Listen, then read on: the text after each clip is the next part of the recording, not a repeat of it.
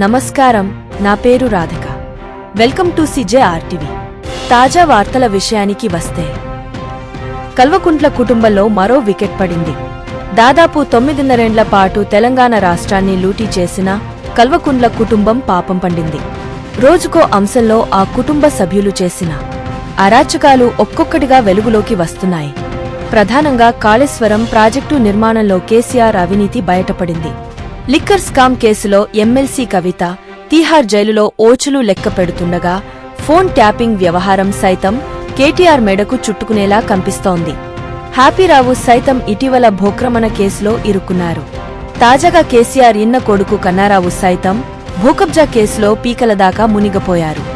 ఈ క్రమంలోనే పోలీసులు తాజాగా కన్నారావుకు బుక్ అవుట్ నోటీసులు జారీ చేశారు.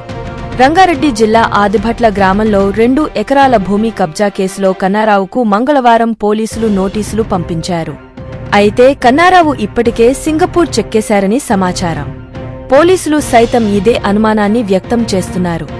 ఇదే సమయంలో పలువురి వద్ద నుంచి డబ్బులు వసూలు చేసినట్టు ఆరోపణలు ఎదుర్కొంటున్నారు.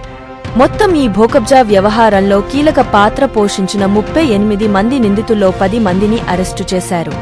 ఇదిలా ఉంటే, భూకబ్జా, హత్యాయత్నం ఆరోపణలతో తనపై ఆదిభట్ల పోలీసు స్టేషన్లో కేసులను కొట్టివేయాలంటూ హైకోర్టులో పిటిషన్ దాఖలు చేశారు. అయితే ఈ పిటిషన్ను కోర్టు డిస్మిస్ చేయడం గమనార్హం.